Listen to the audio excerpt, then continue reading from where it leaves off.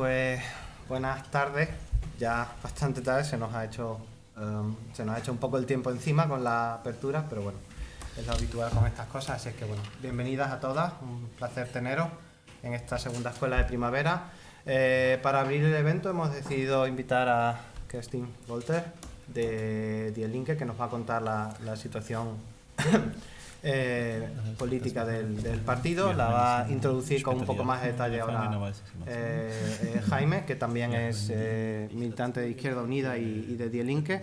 Así es que os dejo con él y luego continuaremos la apertura.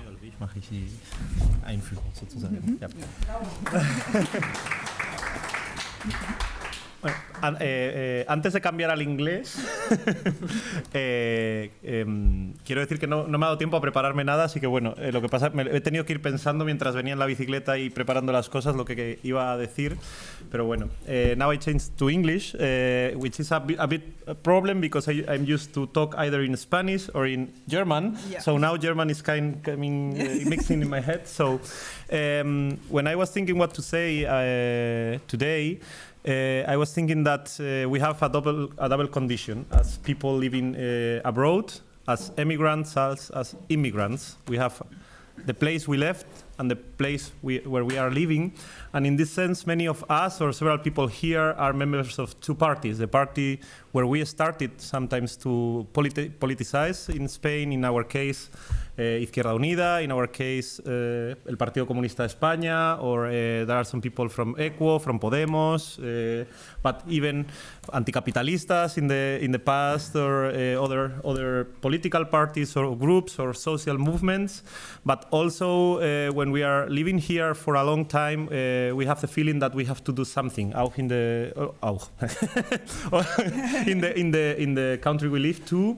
And that's the reason that, in my case, for instance, I'm also member of Die Linke since 2019. Die Linke is our sister party in Germany for many years, and actually both Die Linke and Izquierda Unida and el Partido Comunista de España, the Communist Party of Spain, members of the European left. And actually, for many years, there was a very nice tandem, or Gregor Gysi, was Silverlocke, and Maite Mola. Gregor Gysi was the president of the European left, and Maite Mola the vice president. So there is a long history of Die Linke and Izquierda Unida as members of the European left and also cooperating. And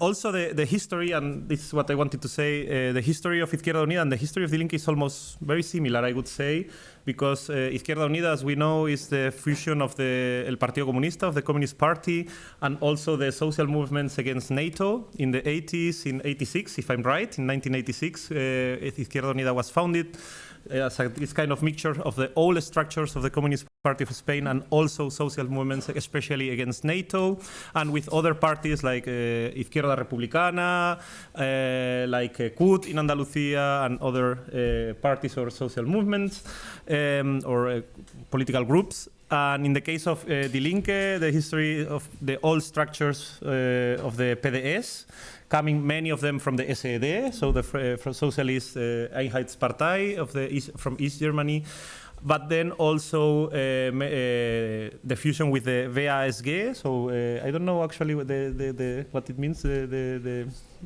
abbreviation, but WASG, and also social movements against, and correct me if I'm wrong, against Agenda 2010. Yes. So against crisis, the cuttings, and the politics, the neoliberal policies in the beginning of the 21st century. So even our history is kind of similar. I find we both are parties with a socialist history and communist history, and and also basic democratic parties. And well, now here I have Kerstin Wolter. Kerstin Wolter is a speaker in Die Linke Friedrichshain-Kreuzberg. I don't know if the biggest district, no, it's Mitte, no? It's Mitte, yeah. But the second biggest, yeah. So in Berlin we have several districts. Friedrichshain-Kreuzberg is one of them, and you have around 2,000 members there, yes, in Friedrichshain-Kreuzberg. And now she's candidating for the as speaker, co-speaker of Die Linke Berlin, together with Maximilian Schirmer. And thank you very much that you are coming today. Thank you for waiting. Also, the delay that we started a bit later, and it's for me also a pleasure having you here. And so I thank you very much. Today, I must say, today, tomorrow, and Sunday is the Federal Congress of Die Linke. So luckily, you are not the delegate there, and you can be here today. But you told us that you are traveling maybe tomorrow morning there. Yeah. So special thank you that you are here today with us. Thank you very much. Yeah, thank you very much.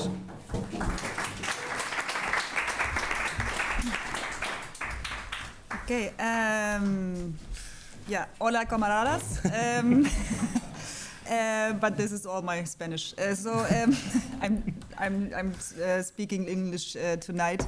And yeah, I thank you very much for inviting me here to your Escuela de Primavera. And yeah, as Jaime said, I'm Kerstin Wolter, and I'm the chairwoman of the district Friedrichshain-Kreuzberg here in Berlin. And yeah, even after, I don't know, 2 months after the election here in Germany, I still have to rub my eyes sometimes because of the the results of the election, because nobody was thinking that we could win so much in this election in Germany. And a few months ago I was afraid of what would be the future of the left in Germany, and now I'm still wondering what the future might be, but I'm not afraid anymore. And this is I'm very thankful for that. I think there was a special moment also when we had our election party in Friedrichshain-Kreuzberg on the night of the election, and when we were cheering about the results, we at one point we were singing the International together. And in the German version, there is a part where it says, "We are the strongest of the parties." And usually everyone says then, okay, that would be great. But this night we could say in Berlin, we are the biggest party. We are the strongest party because we had the biggest results with 20%. So we became strongest party in Berlin at this night on the 23rd of February this year. And we also won the direct mandate in Friedrichshain-Kreuzberg, and also in Lichtenberg, Treptow-Köpenick, and Neukölln, and 3 other districts here in Berlin. And I think there's not just one reason why we had this results on the national election. I think one reason is, of course, our top candidate, Heidi Reicheneck, who went crazy viral on TikTok in the month before the election, and especially young women were watching her videos on TikTok, and she was before she came the chairwoman of the party in the parliament.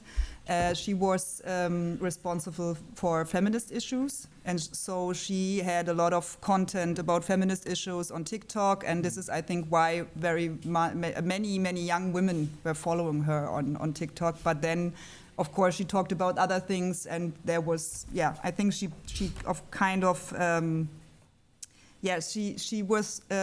was talking in a way that young people could relate to, and I think that was very, very special. And I think another reason is that for the first time the left was able in Germany to focus in the election campaign on social issues. We talked about like tax the rich. This was one phrase all the time, and we talked about lower rents and also of lowering the prices for energy, but also for food and stuff. And I think there were 2 reasons that were not made by us, but was special in this moment. I think that was the inauguration of Trump in the US, and also his relation to Elon Musk and like the billionaires. And you could see how the right, the far right, and the capitalists, like they they worked together. And on the other hand, there was an Abstimmung.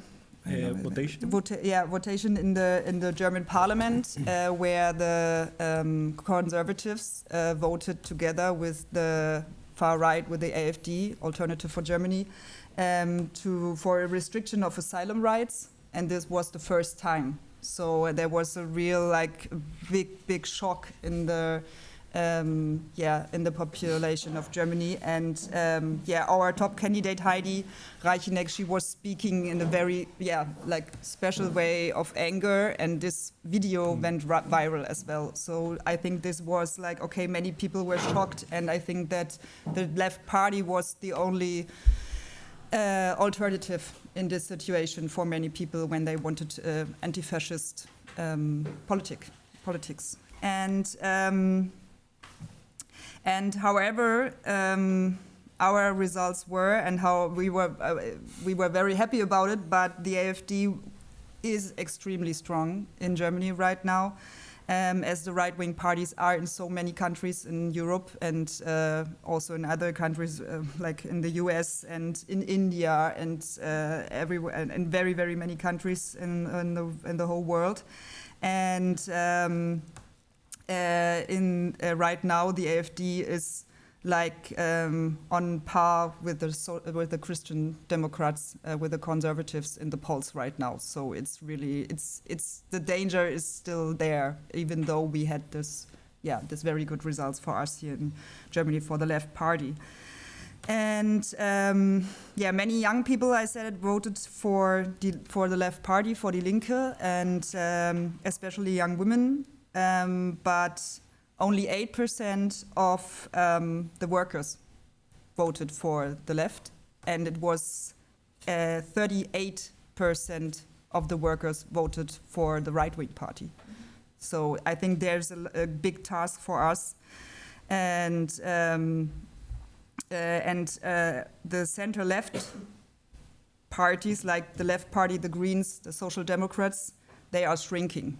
So it's not, and the right wing and the conservatives, they have over 50% in Germany right now. So it's not the time to calm down or something. And I think that therefore we need to develop a strategy in which we not only shift votes from the left wing camp, but also win broad majorities in favor for progressive policies. And otherwise, the victory of the left in the nationwide Bundestag elections could also turn into a Pyrrhic victory. So, like the latest polls in Berlin, we saw that we not had 20%, but 13%. And I think that this also shows winning is not something that comes from somewhere. I think we have to work for winning and for huge results for the left party. And I think this is very necessary. Then, for example, in Berlin, and it's not only in Berlin, but there are huge program of cuts in Berlin right now, and they really dismantling our social infrastructure here in Berlin. There are cuts for the youth clubs. There are cuts for facilities for interreligious exchange between children and young people against anti-Semitism and racism. They have cuts on the worry telephone, where people can call when they are have issues, and some things. They cuts for the social tickets, for the public transport, and they also have the idea of privatizing public theaters, for example. I thought that we were over this neoliberal instruments, but they are all coming back right now. And I think the left has the task to protect the infrastructure, the social infrastructure of this city. And and I really don't understand the government right now, because they are in Berlin. We have a coalition of the conservatives and the Social Democrats, and they say they want to fight against fascism, but I think when they cut the social infrastructure, this is only like, this is only, I don't know, to water on the mills of the right-wing party. And I think we have to stop this privatization, we have to stop the cuts, and we really, really have to implement erfolgreich. What is the word? Successful. Successful. Thank you. So successful vote a few years ago, where 1 million Berliners voted for the public housing here, like the expropriation and socialization. Socialization of public housing here, and I think that also we have to fight for an everyday life without worries, I always say, for the people here in Berlin, but also in Germany. And I think we have to make radical reforms, such as the expropriation of large corporations. And I think our utopia is still the democratic socialism, and not just as a fantasy, but as a goal. So I think that is like also there is a start in expropriation of large companies here. And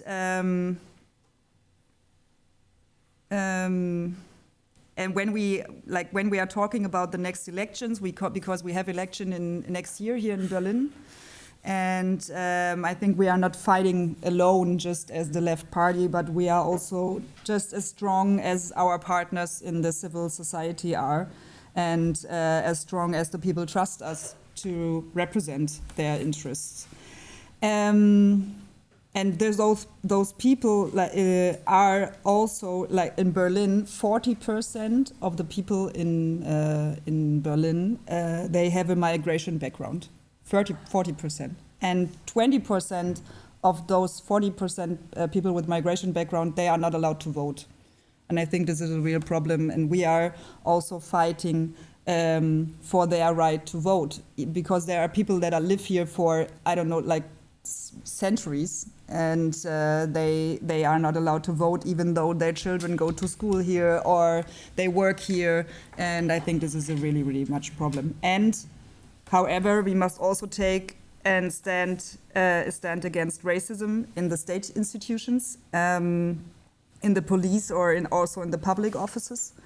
And just a few weeks ago, we had we saw how a young black man named Lorenz in a city in the north of Germany, he was killed by a policeman and shot in the back. So he was running away from him, and he was shot in the back. And I really think we must not turn a blind eye to racism also in our institutions here in Germany.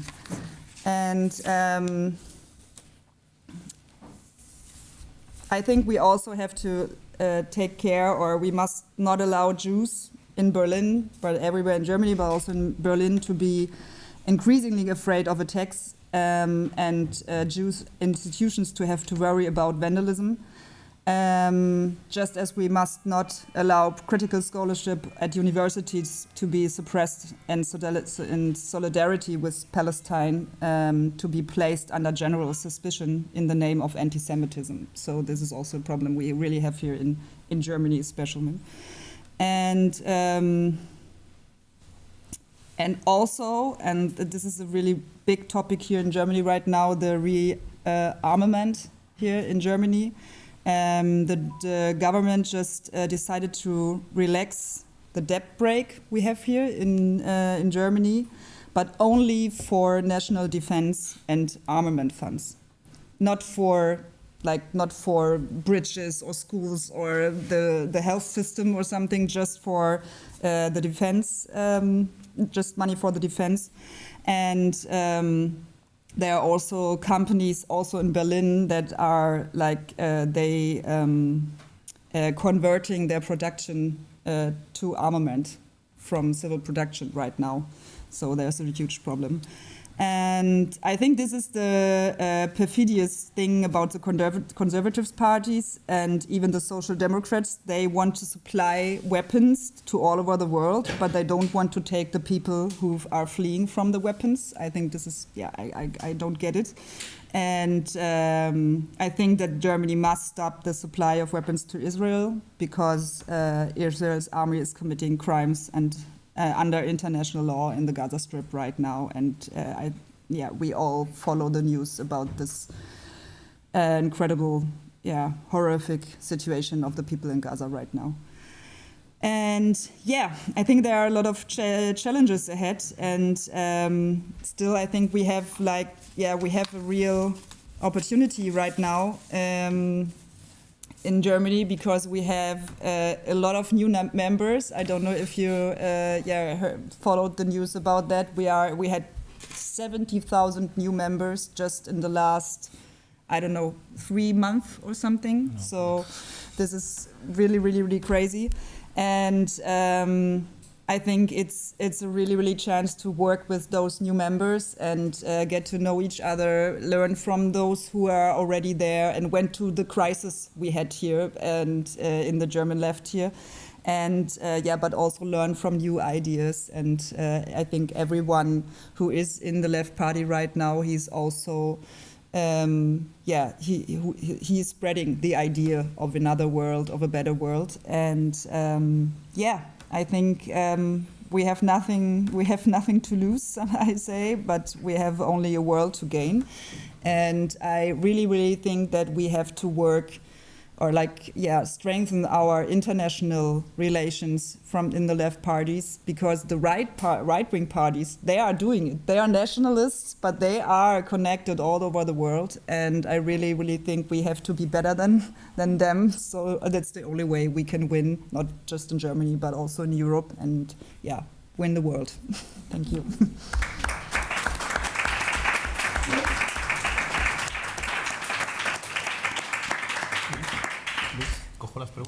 Okay. So now we have 20 minutes more or less for questions. I don't need to put this. 20 minutes for questions. I have one question first. About this huge number of members coming to our party. I remember one meeting of the Landesverband of the Berlin Federation with the districts, and I remember they gave us a paper with we have now 13,000 members, and the Secretario Organización said no, we are 15,000 2 days later, because 2,000 people came to Die Linke in 2 days in Berlin only. So it was a really huge wave. So why do you think the people, not only voting, because sometimes voting doesn't correspond with membership. So why do you think people are deciding to become a member? Partei ergreifen, to become a member? Very effective. I think this is a really good question, because we had such a decline in memberships everywhere, not only in the parties, also in the trade unions and in other organizations. And I think this is really special that people are, taking the chance to become a member of the Left Party. And I think the first reason is because the people are afraid of the rise of the right-wing party. I think this is the first thing, and they are afraid for themselves. They are afraid that also that there are coming more restrictions against migrants, against people who are living from social, Bürgergeld, benefits. Yeah. And I think this is really the first reason, and this is really special because the people, they are not only voting, they really want to do things, because we see that in Berlin and everywhere in Germany in the left groups, they want to be part of they want to do something against it, and they are really coming to our meetings, and we also started, like, this was a special instrument we were doing a lot in this election campaign, was the house knocking, like the door knocking, and we went to the people. And I think this is really great development, that we are not only talking in like TikTok or in television or something. We go there where the people live, and we want to show, okay, we are not only politicians somewhere, we are people who want, we want to know what are your issues, what are your problems, and we want to do something against it. So, and we also have solutions. And this is very important, because so many people, they don't read the newspapers anymore. And so we have to find a way to reach those people for alternatives. And I think that going to the people, knock on their doors, talk to them is a very, very, very important instrument. And obviously there are a lot of people who want to do exactly that, and not just watch and see how the right-wing party gets stronger and stronger. Yeah. So we open the debate. I'm going to check the time anyway. So questions?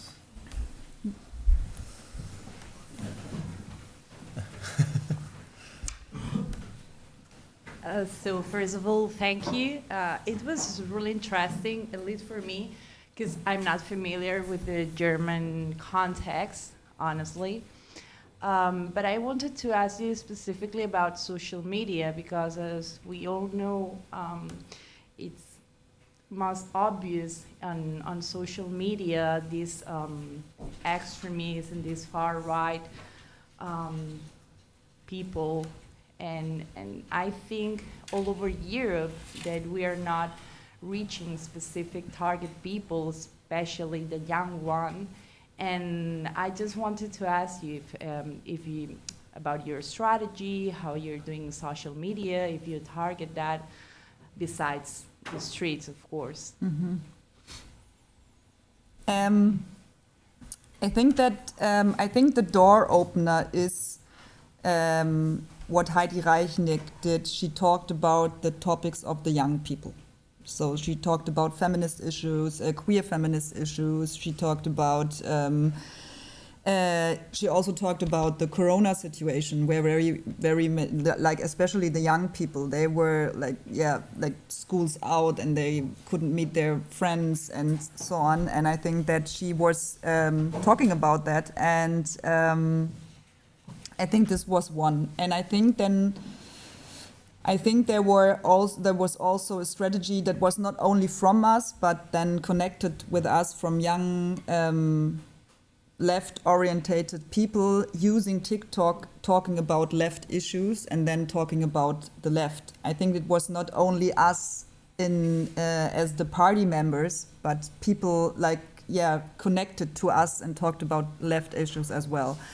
And I think the reason why it was also done in the end, it was more than just the young people, because our demographic pyramid is more like this in Germany. So the young voters are not the majority.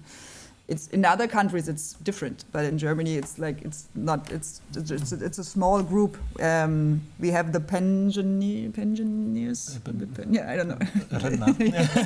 The older people are much more. Yeah, the retired people. Retired people are much more than the younger.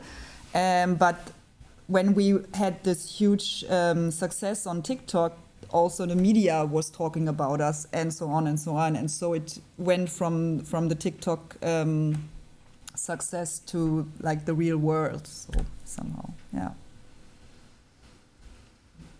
More questions? We have time.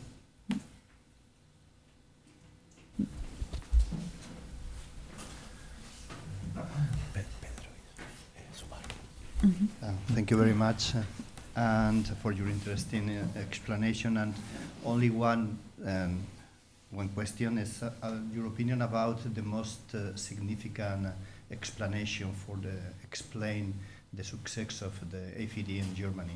Yes, obviously we have a global phenomenon, but it's interesting in terms to share the analysis in the left, to know what is your opinion about that, the meaningful questions for explain that, because it's not obvious. I think the rise of the AfD in Germany, it began in the eastern part in Germany, where like the former GDR parts of Germany, and I think I come from there, so I think that it's the situation that the people in East Germany, they experienced like the situation after the wall came down, that many of them they lost their jobs. They were not equal with the people from West Germany. They were told they are not democratic because they only lived in an autocratic system, and they don't really know about freedom, and they are maybe even a bit dumber than the West than the people in West Germany.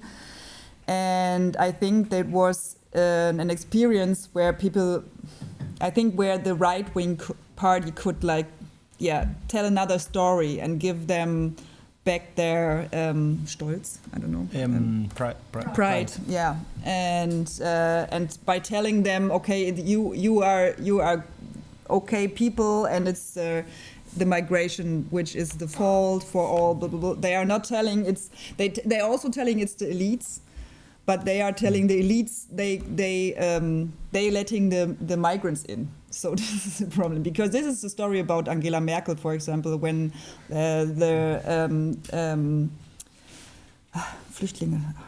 refugees from Syria came in 2015, because she didn't. She let the people come in, and they were telling, okay, these are the old elites, they are letting all the migrants in, and this is why you are in a bad situation. So, and I think that because of the people in East Germany, they were very disappointed from the politics because of their experience after 1990, and I think it was easy to tell that the politicians they are not doing anything for them, and we had also very good results, like the former party before the left, the PDS, in Eastern Germany, but we lost it. Also because I think that we didn't have the right strategy to keep the people with us, and maybe it was because there were a lot of or a few coalitions from the PDS with Social Democrats, and then in the neoliberal era also in Germany, and so there was also that the left party, they did a lot of not good things in this time, and I think that the people also thought, okay, they are just doing the same thing as the others, and that changed now, fortunately. But I think that was also a reason that the left was not they are not the party for the people in Eastern Germany anymore. Yeah. We have 10 minutes till Valentina. Yes. Thank you. Okay, I was following the campaign because, as I told you when we were talking outside, I'm also a member of Die Linke in Aachen, and I receive all the newsletters and all the mails that were sent out before and after the campaign. And what really struck me in a very positive way, and you also mentioned it now, was the way how you changed your attitude. So from not being only a politician, but to be like a person, like every other person who is dealing with life and the zeitgeist we're living now in. Mm-hmm.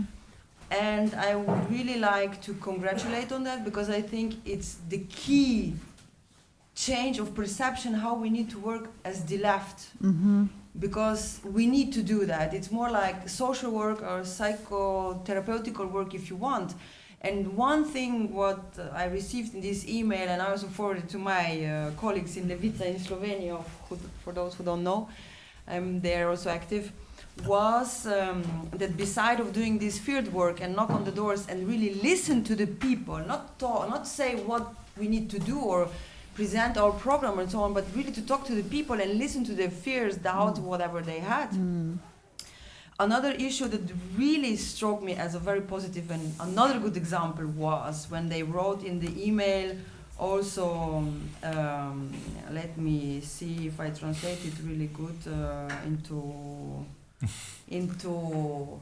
English now from German and Slovenian was, so trust, having fun, and kindness.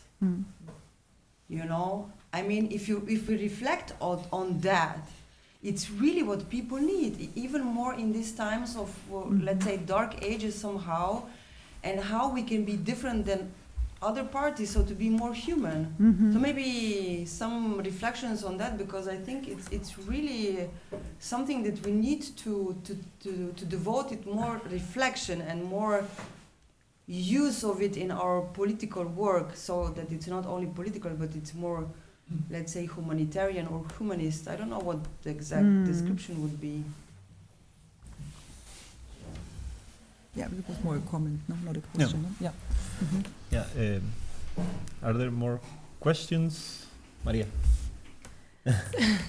Thank you, Kerstin. So I live also here in Berlin, and I'm going to make the difficult question for the left here in Germany, what's about Palestine, of course. I was really, really, really disappointed when I saw how. So I'm not used to talking English. My German is also now in my head.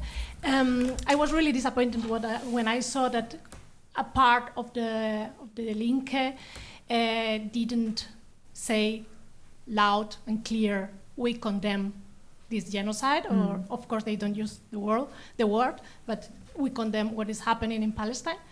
And of course there was pretty, after the 7th of October, pretty the Neukölln, Die Linke Neukölln, with Ferhat Kozak. I will also would like that you talk a little bit about him, because I think he's in Neukölln. He arranged a lot of votes, and I think he did it great. And so very, very langsam, so very slowly. Some parts of the party decided to be brave and to talk about the situation. But I would like to ask you, how is in turn? I think I know that it's very complicated, but I would like to know, because, for example, in the campaign, in the elections, there was a party, Mera 25, who of course didn't get enough votes, but his campaign, or its campaign, it was very clear with the Palestine issue. And I, as a part of the community here, migrant community here in Germany, I think we expect from the left party, from the Linke, more clear to be brave and to be human with this topic. Thank you. I think you could also talk about that, Jaime. But I think that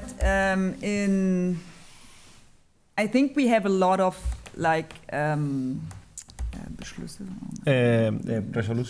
resolutions about the topic as the left as well. I think I can imagine that maybe you and others say that it's not enough, but we have a lot of resolutions about the topic, and we are also, we had on the party congress in last October, we had also resolution where we also talking about that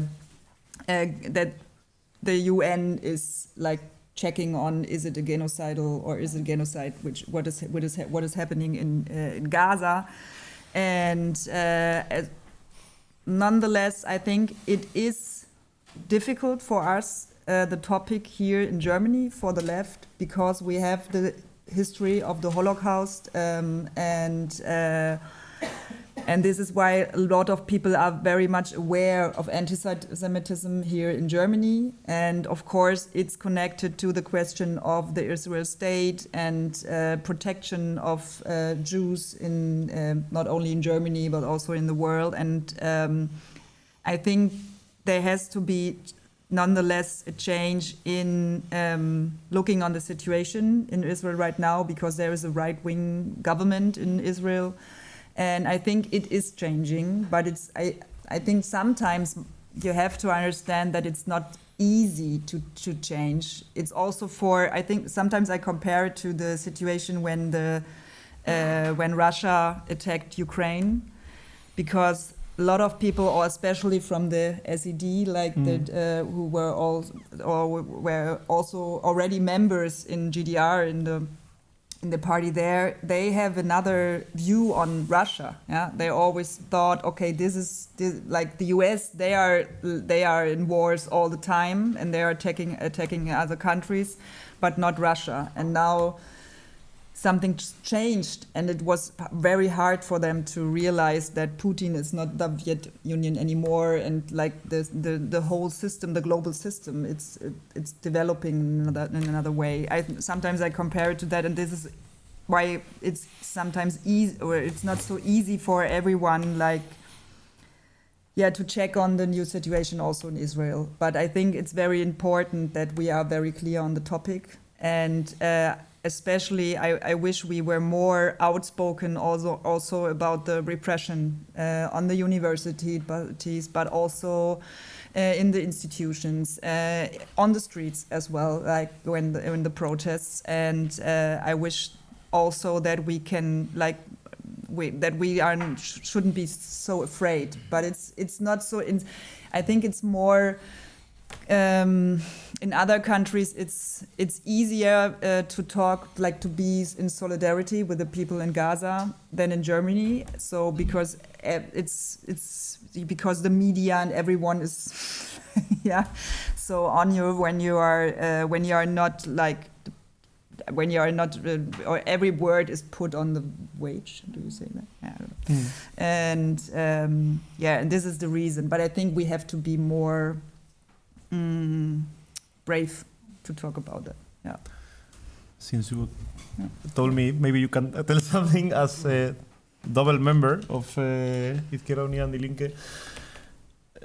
For me, was a bit desperating at the beginning, and what I found was the common point where we started to work on the topic was the repression.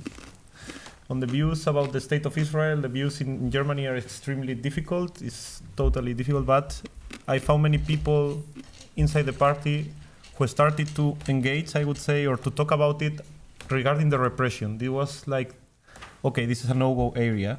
The way the police is attacking the blacklists as the university, for instance, the famous cover page of Bild saying that we, and I say we because I signed that letter, were terrorists because we were supporting a camp at the university.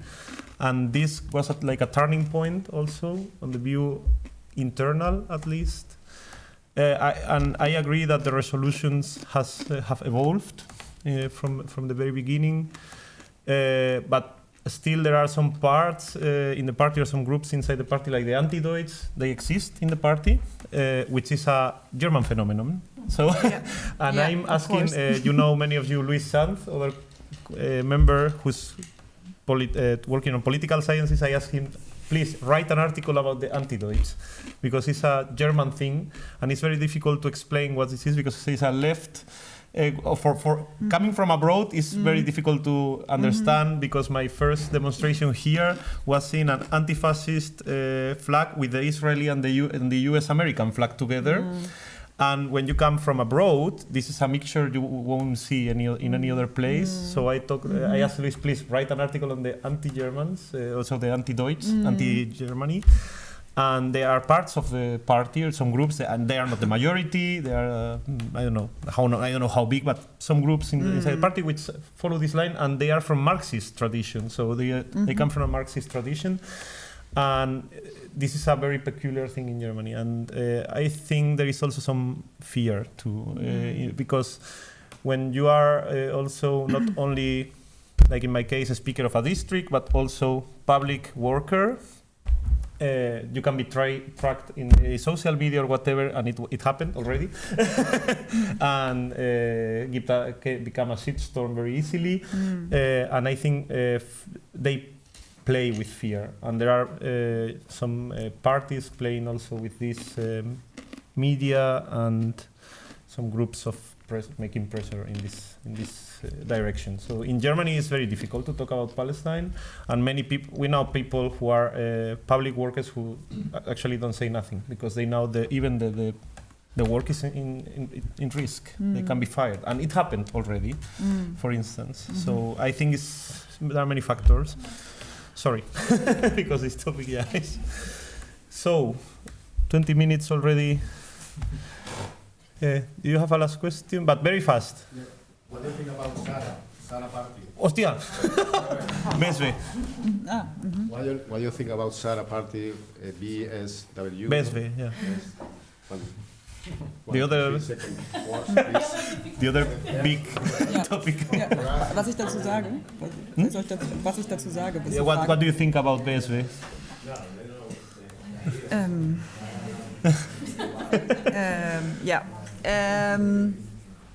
Everybody knows what's BSV. Yeah. This division. Okay, but at least the context. Okay.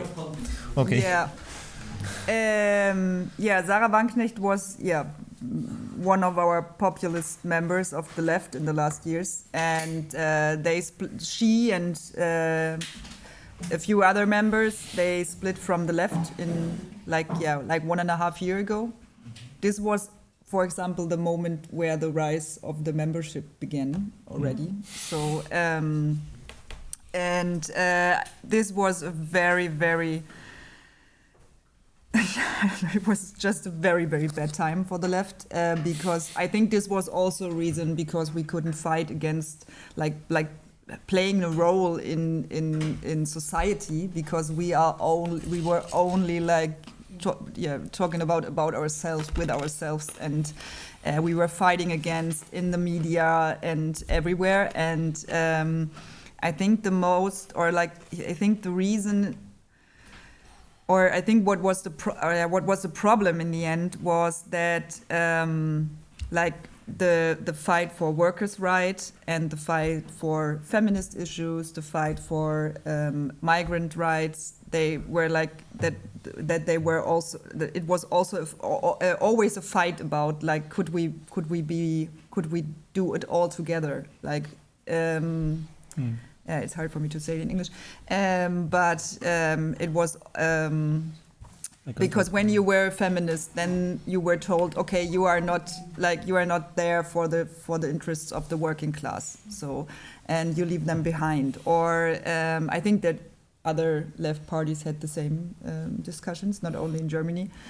And also when you fight against the climate change, then you are not for the workers, and so on and so on. And I think it's always the truth in the things, because it's of course we have to like decide for a strategy to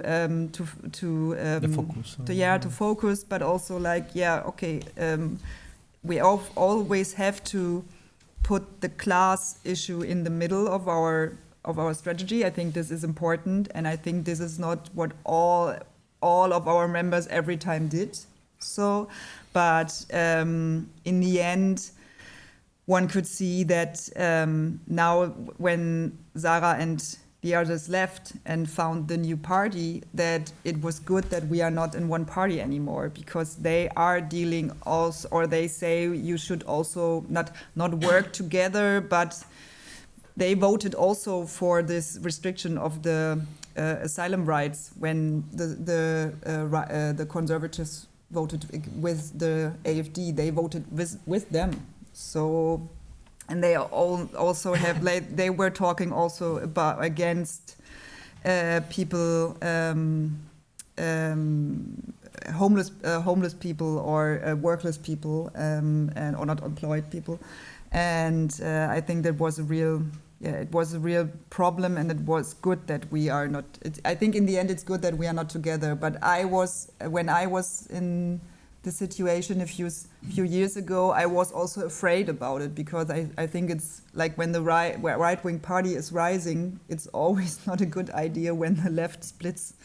But yeah, fortunately, they are not in the parliament, because they didn't reach the polls that were necessary, and yeah, I think it's good how it is right now. But it was a very very exhausting process. Yeah. Thank you very much for the questions and for the answers.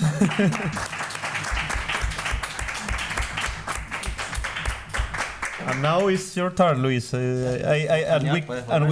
puedo volver, sí, al castellano, y hago aquí, intento traducir un poco simultáneo, así que maybe we can come a bit here so we don't disturb him.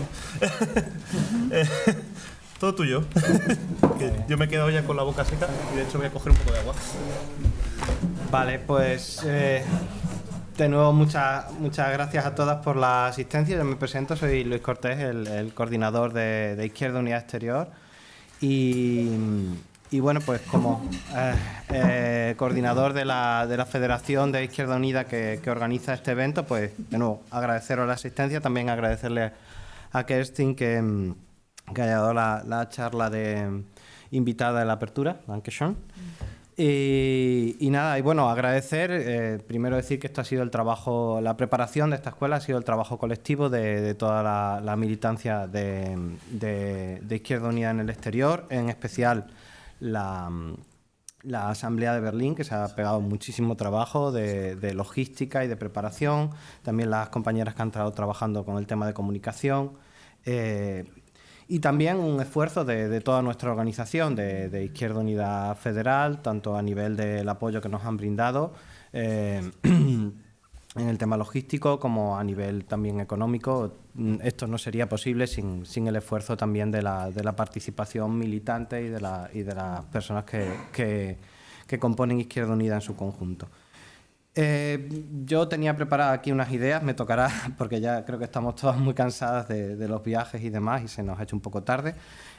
No tenía muchos contenidos, porque el contenido lo van a poner unos ponentes y unos ponentes maravillosos que tenemos mañana, pero sí quería enmarcar un poco la escuela, ¿vale? En primer lugar, en la labor que significa Izquierda Unida Exterior, y aprovecho para presentar un poco la federación. Izquierda Unida Exterior se fundó hace ya casi 8 años como la federación que tenía la misión de abarcar a la militancia en el exterior, que hasta ese momento estaba trabajando en federaciones más dispersas por países, y de esa manera pues integrarla para facilitar su participación orgánica en Izquierda Unida. Pero quizás ese no era el elemento más importante. El elemento más importante es el que tiene que ver con esta escuela, que es poner la agenda específica de la diáspora española en la agenda política española y contar con una estructura dentro del partido que tuviera que ver con eso, ¿no? Y en ese sentido hemos estado trabajando estos 8 años, hemos participado en la consecución de logros, como por ejemplo la derogación del voto rogado. Hemos participado en la elaboración de planes de retorno para las migrantes que deseen retornar a España, denunciando la falta de acceso a la sanidad para las personas que retornaban, o las personas que estaban, las migrantes, y luego también otro de nuestros objetivos, tenemos asambleas locales en varios sitios, en primer lugar en Berlín, también recientemente en Estocolmo, Buenos Aires, Toulouse, Bruselas. Dar un espacio que sirva también para trabajar a esa militancia localmente y participar en movimientos locales. Somos una organización internacionalista y lo que afecta a cualquier parte del mundo es de nuestra incumbencia. Entonces, pues nuestra militancia está trabajando a nivel de solidaridad internacional en todos los lugares en los que estamos, con la causa palestina, con la causa saharaui y en movimientos locales por la vivienda, o, por ejemplo, las compañeras argentinas que están muy activas en intentando batallar contra las políticas criminales actuales del gobierno de Milei. He intentado hacer un resumen de una presentación, tenía un poquito más, pero como digo, quiero ir resumiendo. Y el otro marco que le quería dar un poco a esta escuela tenía que ver con, bueno, pues lo que sería la situación política actual, tanto a nivel español, europeo y mundial, mente. Pero antes de hacer eso tenía, y me pareció una buena idea, darle la palabra a un compañero que no ha podido venir, que le hubiera gustado estar, y que, bueno, pues en un vídeo que nos ha mandado me hubiera gustado que hubiera estado en vivo y que hubiera podido hablar a través de una videoconferencia, pero bueno, las dificultades técnicas son muchas a pesar de los esfuerzos. Queridas compañeras de Izquierda Unida Exterior, querida familia, soy Josafat Concepción de la Asamblea Global, reportando desde el Bronx, New York. Este año, lamentablemente, no podré acompañarlas en la escuela de Primavera, pero tranquilas que todavía ni me detienen ni me deportan a El Salvador. Me disculpan el mal chiste, pero es que se está poniendo durísimo esto de hacer humor. Casi tan duro como fue para mí tomar la decisión de no estar con ustedes hoy, que ya nos vamos debiendo demasiados abrazos. José Martí, hijo de madre canaria como yo, escribió: viví en el monstruo y le conozco las entrañas. Décadas después, Assata Shakur, escribiendo también desde las entrañas de la bestia, nos exhortó a seguir resistiendo, soñando y conspirando. Y eso hemos hecho. Ahora, tomando en cuenta los últimos sucesos en la poesía, he decidido quedarme en tierra, puesto que estos apuntaban a que no era muy remota la posibilidad de que no me permitieran volver a entrar al país, dejando abandonados mis compromisos laborales y comunitarios, pero sobre todo a mi gato y a mi gallina. Desde los muchos privilegios que disfruto, me pareció muy irresponsable poner en riesgo la vida que tengo aquí construida y la gente que depende de mí. Me da mucha rabia no estar ahí, porque cuando empezamos a autocensurarnos, es el fascismo quien gana. Me da mucha rabia no estar ahí, porque necesitamos más que nunca estos espacios para pensar juntas, organizarnos y reírnos un poco del desastre general, aunque sea entre crisis climática, fascismo institucional y alquileres que dan miedo. Pero sobre todo, porque sé que en Izquierda Unida hay algo raro, gente que realmente quiere cambiar el mundo y no solo gestionarlo un poquito más suave. Que viva la escuela, que viva la primavera y que viva la militancia internacionalista. Que viva el pueblo palestino, que viva el pueblo saharaui y que vivan las personas trans que hoy resisten desde las trincheras más crudas del mundo que este sistema intenta imponer. Que vivan quienes creen que otro mundo no solo es posible, sino que es urgente. Salud y revolución. Hasta la victoria siempre. Quería poner este vídeo del compañero para hablar de cómo marcar esta escuela en la situación política global, y es un ejemplo más de que en estos tiempos que corren todos sabemos que no es fácil encontrar muchos marcos bonitos que ponerle a las cosas. En particular, creo que en España venimos de un ciclo de hace 10-15 años en el que desde la izquierda alternativa se vislumbraban las posibilidades de un movimiento que iniciara unos cambios, no se sabía quizá hasta qué niveles, pero que transformara de una manera significativa y fuerte la realidad.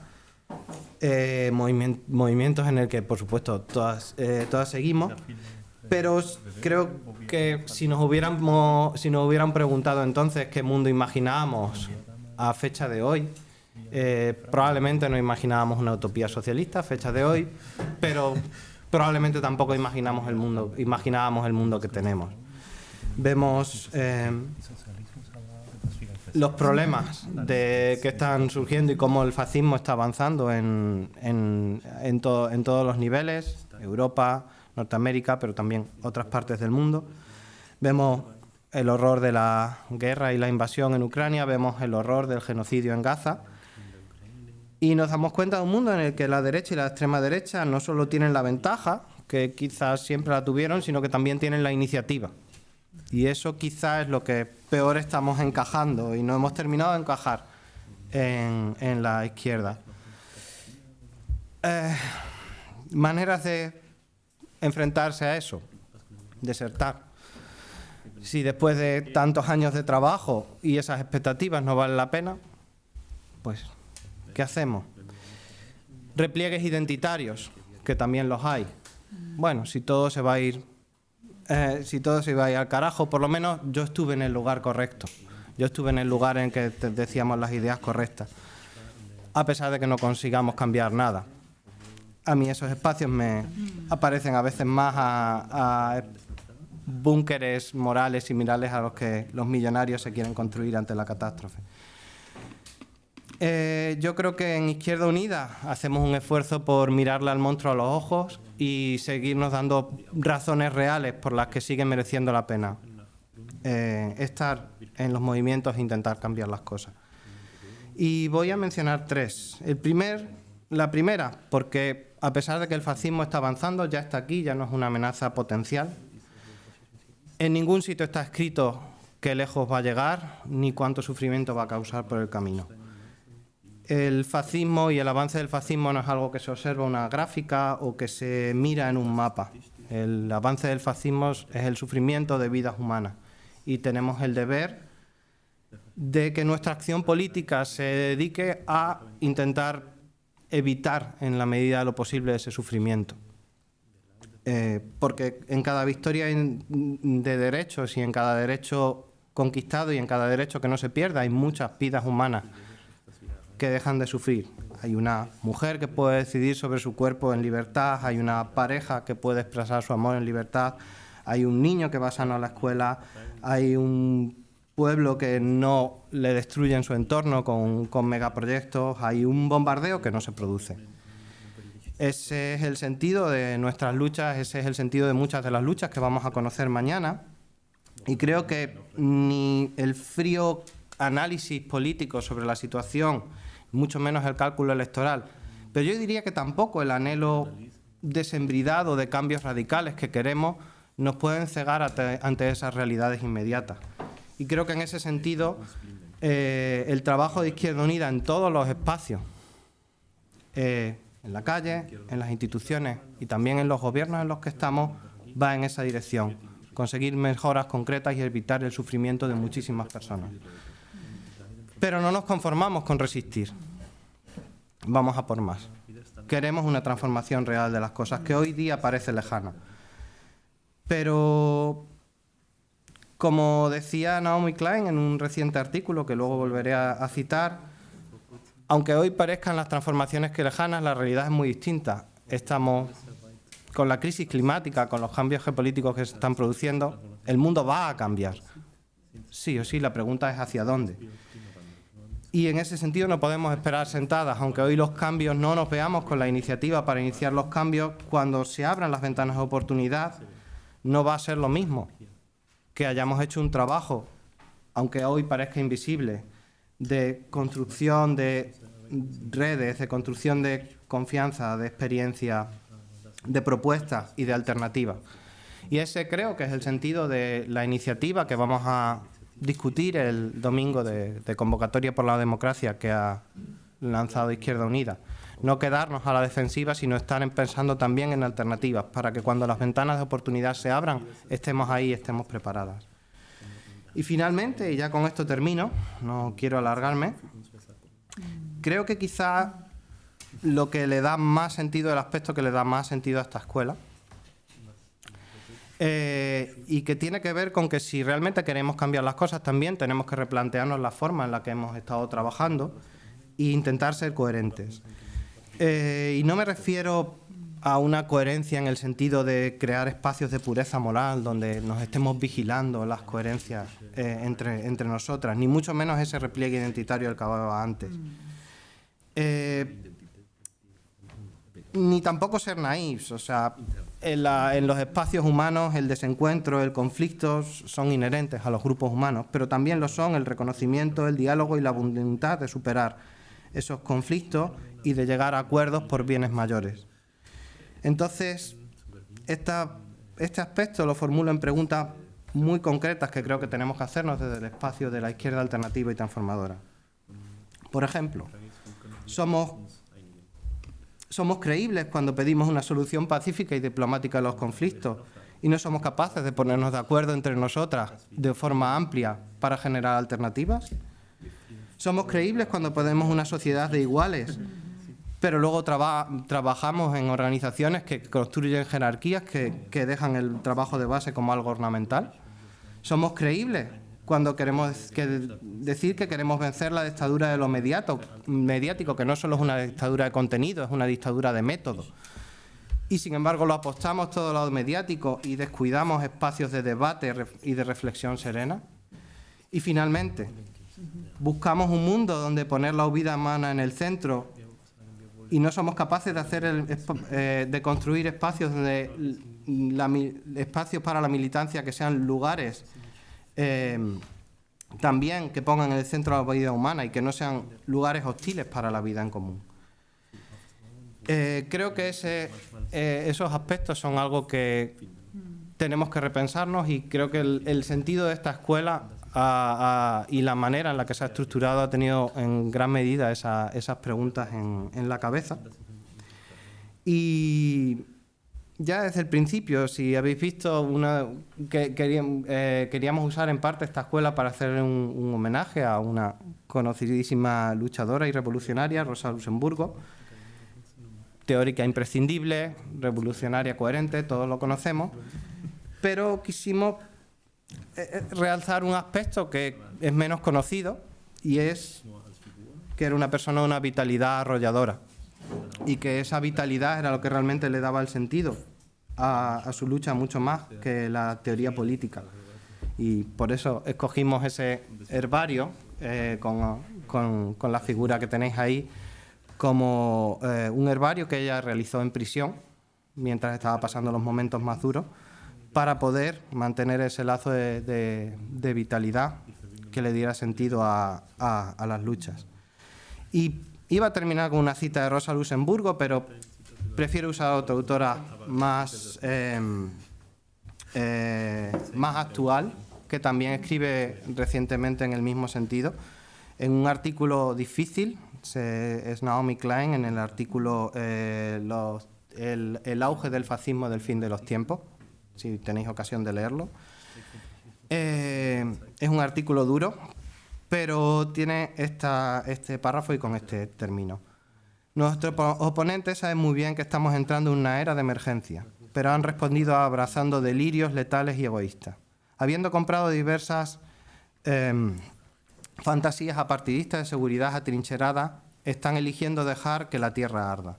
Nuestra tarea es construir un movimiento amplio y profundo, tanto espiritual como político, lo suficientemente fuerte como para detener a estos traidores desquiciados. Un movimiento arraigado en el compromiso inquebrantable entre nosotros y nosotras, más allá de nuestras muchas diferencias y divisiones, y con este planeta milagroso y singular. Yo espero que esta escuela sea una contribución a esto. Muchas gracias.